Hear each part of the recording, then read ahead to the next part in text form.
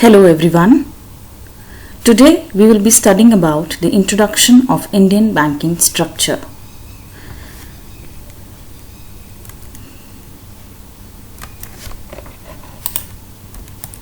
This particular topic will be covered in two lectures. Lecture 1 will be talking about banking introduction. So what do we mean by banking?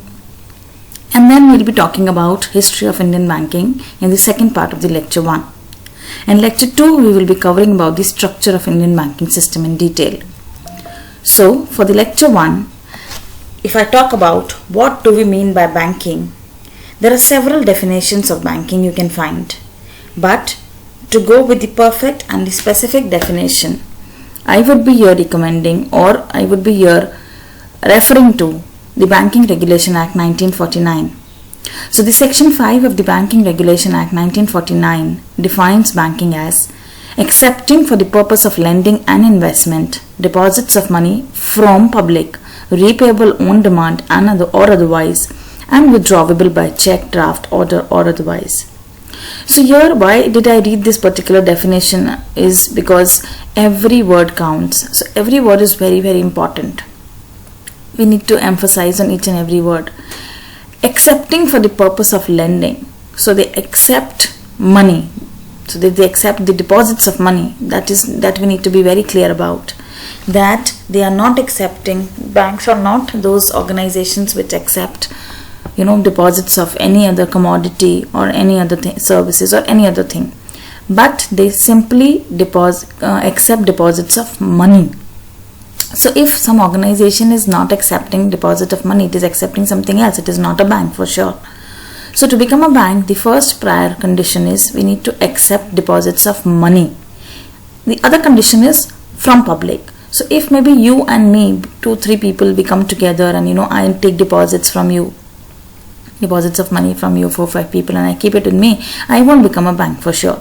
So to become a bank, one of the conditions is that I need to take deposits from the public at large. And then why are we accepting this deposit of money from public? For lending and investment purpose. So whatever money I deposit in my bank is being used by my bank to lend loans to other people who are in need and do more of investments. Next is repayable on demand or otherwise. So one of the most important condition here is that money which I have deposited in the bank should be repayable to me as and when I require. So on demand, the bank cannot deny giving me my money back. So on demand or otherwise here means if I have done some FD or RD, that becomes the term deposit. So that will be given to me on the completion of the term and withdrawable by check, draft, order or otherwise. So I can withdraw my money through check, I can withdraw my money through draft or otherwise here means through ATMs or through net banking or anything. So they have written this word otherwise again and again because they have left this particular definition open, because banking is something which is really very innovative and which is emerging. So it has become such a vast concept that we cannot be very specific with the definition. We need to leave the definition open. So I hope now we'll be able to understand what banking is. In very simple word, banking is any organization which accepts deposits of money from the public at large, and that money is basically used for lending or investment purpose. That money is also repayable on demand and it can be withdrawn by check, draft, order or otherwise. And then Section 5C of the Banking Regulation Act defines bank. So bank is any company which transacts this particular business which we talked about in above, right? So any particular business, any particular company which transacts the business of banking is a bank.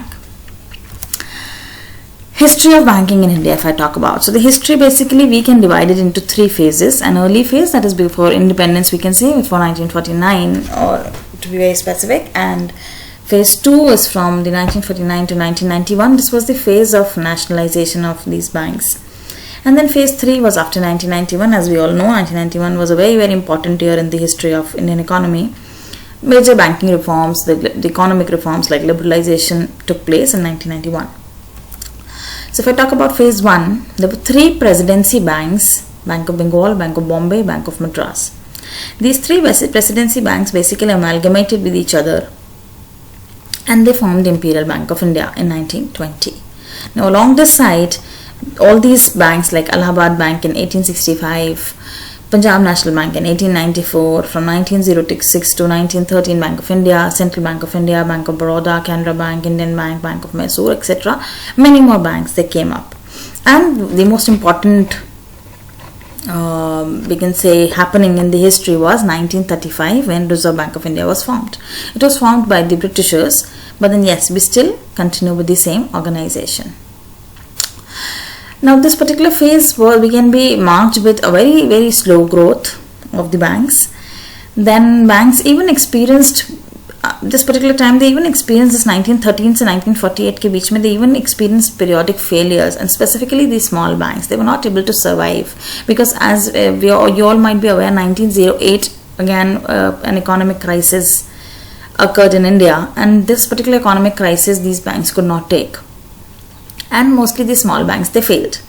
Now to streamline all this, to cope up with all this, the government came up with Banking Companies Act in 1949. And then in that particular, this act was later amended to Banking Regulation Act, but then the act which came in 1949 was the Banking Companies Act. This particular act gave all the provisions, all the guidelines, all the rules and regulations regarding the working of a bank. Then RBI was vested with extensive power for the supervision of banking in India as a central banking authority. So one of the major happening which took place in the first phase was that RBI was formed, and RBI was given the authority to act as a central bank and to make the monetary policy for the country. Phase 2 was from 1949 till 1991. This was a very important phase in the Indian banking structure, Indian banking history, because most of the changes, most of the structural changes they took in this particular period as well. Then, as I said, then Banking Companies Act, which was formed in 1949, it was amended in 1965 and it was renamed as Banking Regulation Act 1949. Major happenings in this particular phase were 1949, the Banking Regulation Act came. 1959, nationalization of SBI. Now here let me emphasize on this particular point, because the Imperial Bank of India, which we talked about in the phase 1, which was formed by amalgamation of the 3 presidency bank, that Imperial Bank of India was later named to SBI. When this particular Imperial Bank was nationalized, it was nationalized in 1959 and its name was changed to SBI. So this was again a very important happening, because this was a very big bank covering almost all of the south and the eastern area of India, and this started acting as the subsidiary to RBI as well.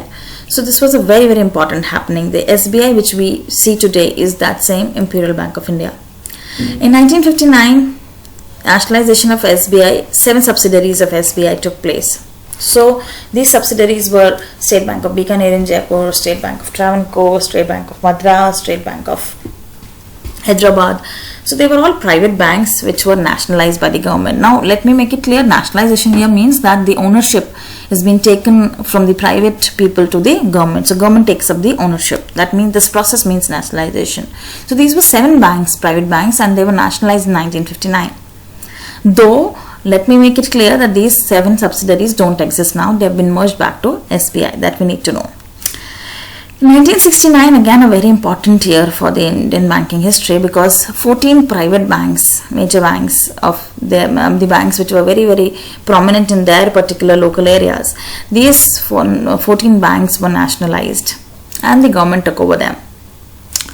Now 1971, Credit Guarantee Corporation was formed to facilitate the credit in the economy.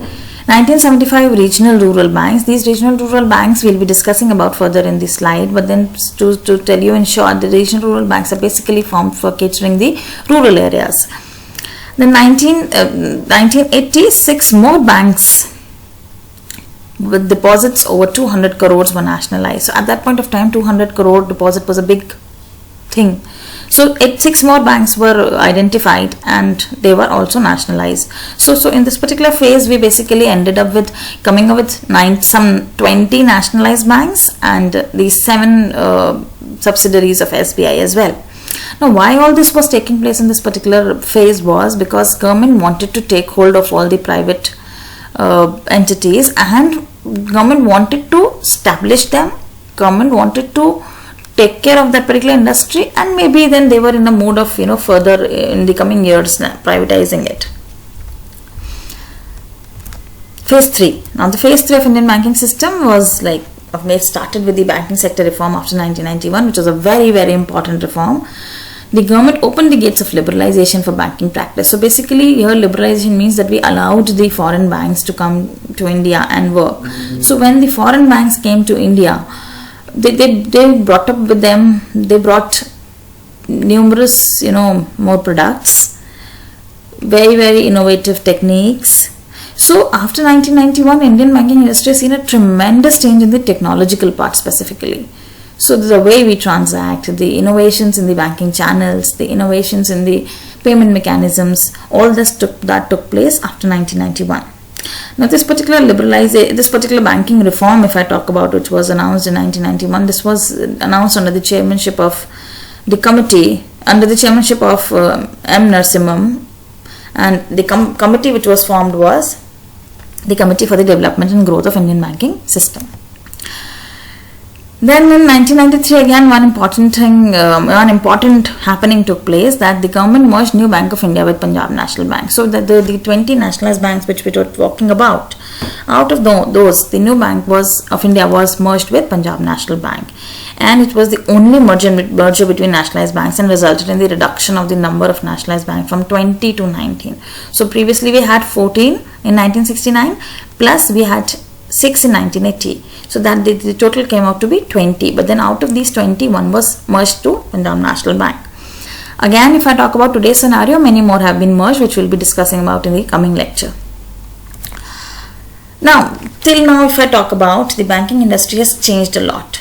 So tremendously, with retail banking shifting to universal banking, countries flooded with foreign banks, so many foreign banks, the way we transact, the ATMs, the phone banking, internet banking, payment banks. Now if I talk about, so entire banking system has become very, very convenient. If we talk about our parents or the generation beforehand, they used to go to the bank and to transact anything, but now we might have not even visited our branch even once.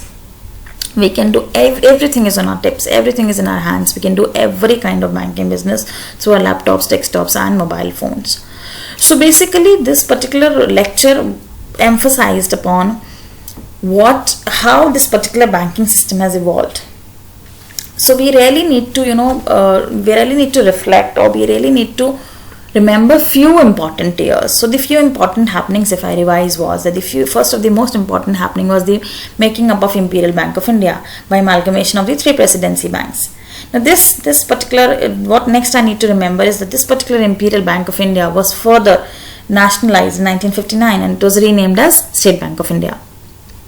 Another important happening which took place during the evolution process was formation of RBI in 1935. So RBI was formed under the RBI Act 1934 on 1st April 1935. So that we need to remember again, because RBI is the central bank which has taken the charge of controlling or maybe regulating the whole banking business in India. Another important happening which we need to remember is 1949, because this RBI was formed by Britishers, and in 1947 when we became independent, after that because the organization of structure of RBI was very, very we can say apt, the government of India took the decision of not closing down this organization, rather continuing with that, but then just taking the charge in government. So it nationalized RBI in 1949. Also in 1949 the Banking Regulation Act came. The next important happening we need to remember is 1969 when 14 major banks, private banks, were nationalized. Then next we need to remember the formation of another 6 banks, private banks, the nationalization of another 6 private banks. And in this context we also need to remember that in 1993 the New Bank of India among these 20 banks was nationalized or was merged with Punjab National Bank. Then another thing we need to remember is the 1991 phase, because after that new technology, new banks, competition, new products, new services, new processes, everything came up. and the face of Indian banking system has changed to 360 degrees, we can say. What banking we had before 1991 and what banking we have now is entirely different. Previously, the banks were not able to tap the small resources, the small savings, or we can say the banking structure was not very organized, and very less people were taking banking services, were availing banking services. But now the scenario has changed, and almost most of us, the percentage of people taking the banking service has increased a lot.